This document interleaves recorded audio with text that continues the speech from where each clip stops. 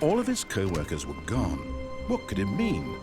Stanley decided to go to the meeting room. Perhaps he had simply missed a memo.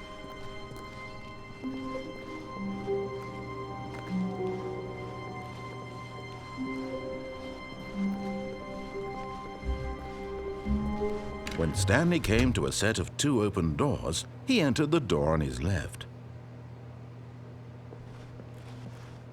This was not the correct way to the meeting room, and Stanley knew it perfectly well. Perhaps he wanted to stop by the employee lounge first, just to admire it. Ah, yes, truly a room worth admiring.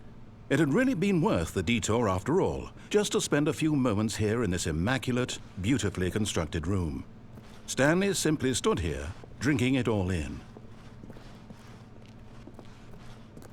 But eager to get back to business, Stanley took the first open door on his left. Stanley was so bad at following directions, it's incredible he wasn't fired years ago.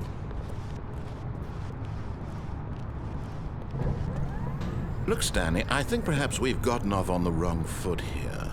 I'm not your enemy, really, I'm not.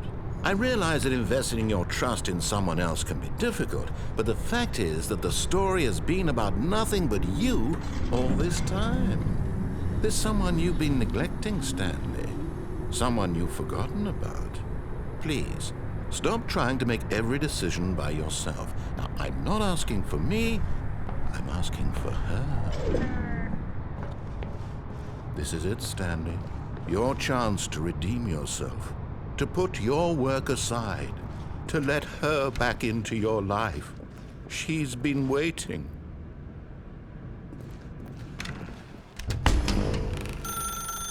That's her, Stanley. You need to be the one to do this, to reach out to her. If you can truly place your faith in another, then pick up the phone. As Stanley picked up the phone, a white light engulfed him, filling him not just with radiance, but with hope. Hope for a life reunited one... Wait. Oh, goodness. Stanley, did you just unplug the phone? No, that wasn't supposed to be a choice. How did you do that? You actually chose incorrectly. I didn't even know that was possible. Let me double-check.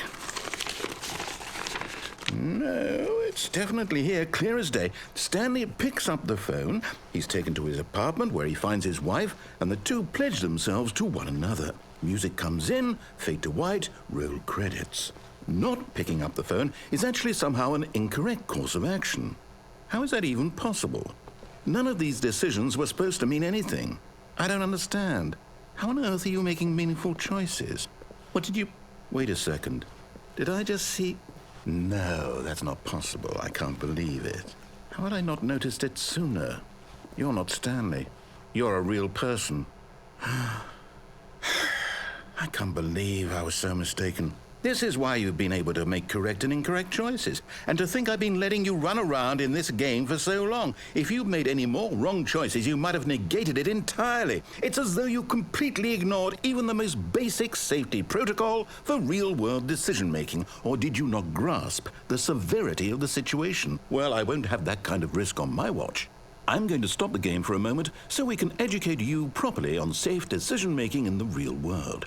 Please observe this helpful instructional video. Choice. It's the best part of being a real person. But if used incorrectly, can also be the most dangerous. For example, in this scenario, a hypothetical real person named Stephen has a choice. He could spend years helping improve the quality of life for citizens of impoverished third world nations. Or he could systematically set fire to every orphan living in a 30-kilometer radius of his house. Which choice would you make? Remember that unlike here, the real world makes sense, and at no time should you make a choice that does not conform to rational logic. If you find yourself speaking with a person who does not make sense, in all likelihood, that person is not real. Allow the person to finish their thought, then provide an excuse why you cannot continue talking. Turn to a partner and practice saying, "My goodness, is it 4:30? I'm supposed to be having a back, sack, and crack."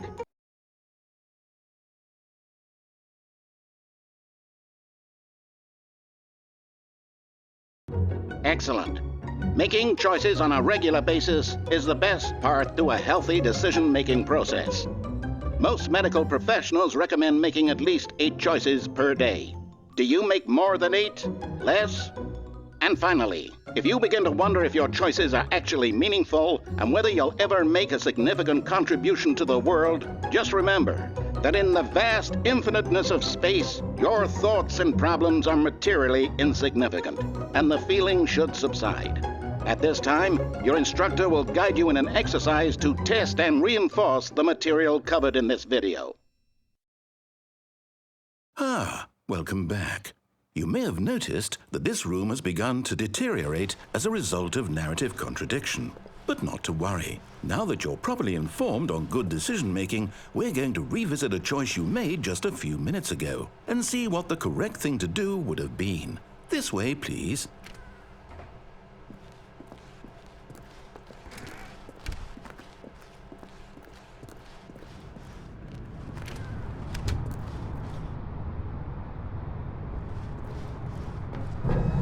Now that we know your choices are meaningful, we can't have you jumping off the platform and dying.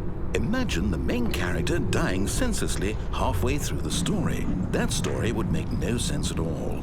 We just need to get you home as soon as possible before the narrative contradiction gets any worse.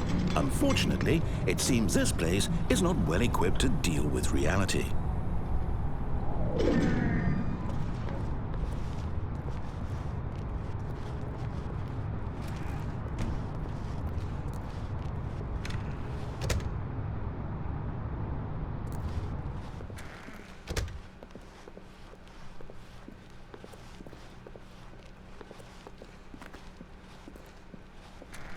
Almost there. You'll take the door on the left, back to the correct ending, the story will have resolution once again, and you'll be home free in the real world.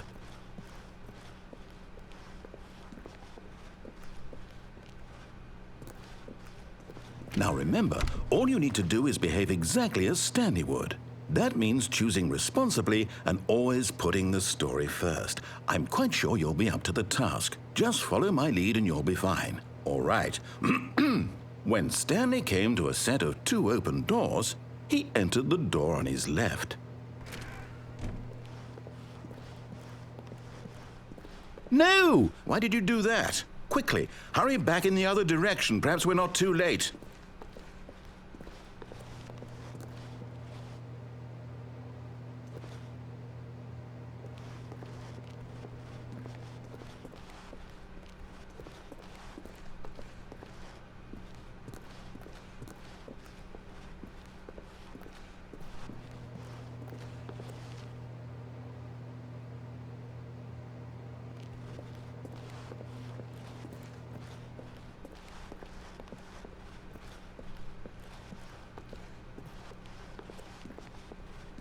Oh, it's ruined. I can't believe, after everything we talked about, that my story, you've destroyed my work. Why? For what? What did you get out of that? What did you think was so special about seeing the game undone, left here like so much garbage? It's worthless now. And what am I supposed to do? Even if there were a way to continue, would it be worth it? To know that my story is now incorrect? How can I go back to that? I can't erase that knowledge. I'll have to live with it forever, reliving its impossibility forever. I couldn't live that way. Is it better to shut the game down entirely? To willingly destroy all of my work? I don't know. What's the answer? What do I do? What do I do? What do I... No, I have to. I have to shut the game down. I have to. I have to.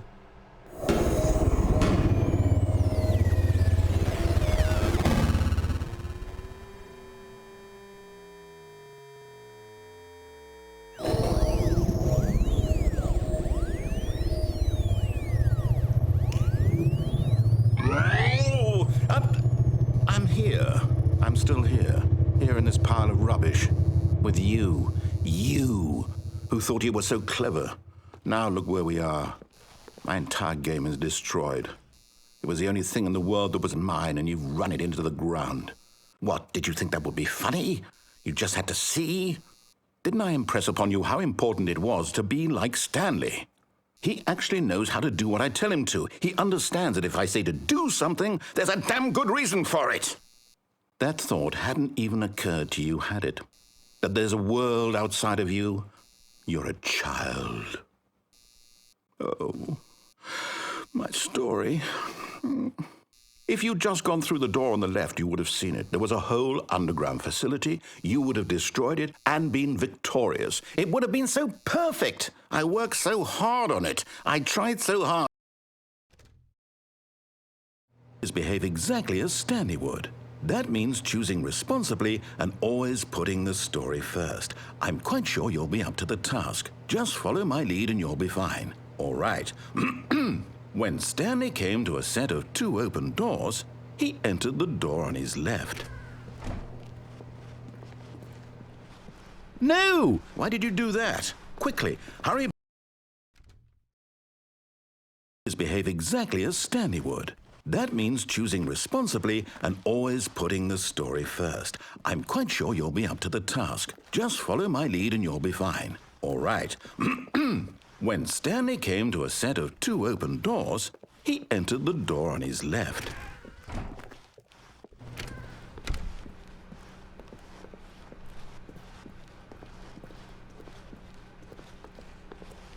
Yet there was not a single person here either. Feeling a wave of disbelief, Stanley decided to go up to his boss's office, hoping he might find an answer there.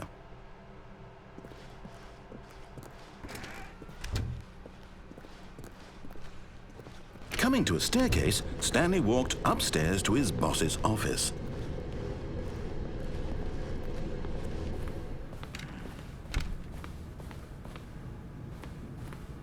Stepping inside his manager's office, Stanley was once again stunned to discover not an indication of any human life.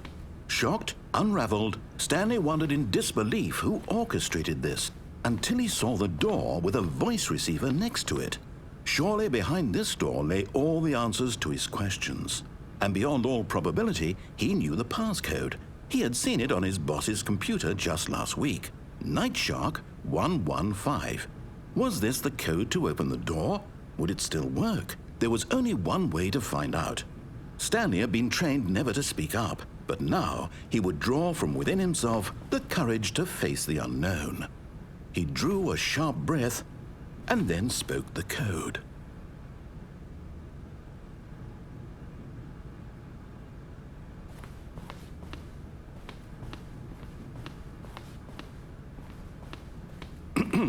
Stanley spoke the code. Night Shark 115. He spoke it into the receiver, right there on the wall.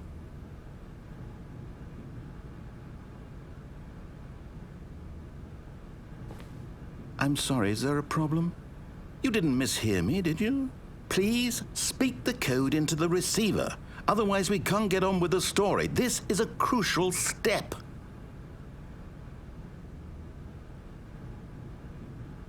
Okay, fine, you're not going to do it, but you know what? It's pretty humiliating to bring you this far, only for you to suddenly decide you have better things to do. I asked you for this one single thing, for your respect. The kind of respect Stanley shows for his choices. He knows what it means to take a story seriously. If you didn't want to see what I had to show you, then why did you come here? You had a choice, you know. You could have gone through the door on the right. You could have done whatever the hell you wanted over there. Why did you come this way? Speak. Say something to me. Explain yourself, you coward. When Stanley came to a set of 2 open doors, he entered the door on his left. Stanley? Hello? Are you... Is everything okay? Stanley, please. I need you to make a choice.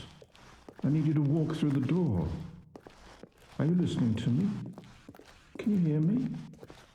Is everything all right? Stanley, this is important.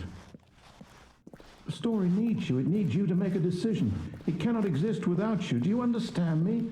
Whatever choice you make is just fine. They're both correct. You cannot be wrong here. We can work together. I'll accept whatever you do. I simply need you to take that step forward, please. Choose. Do something. Anything. This is more important than you can ever know. I need this. The story needs it. So, you hear me? Are you there? Are you listening to this? Stanley, are you there? Okay. It's okay, I can wait. You need time to decide. Time to make sure your choice is correct. That is the best choice. That's all right. I'll wait for you to decide what's the right thing to do. Take as much time as you need.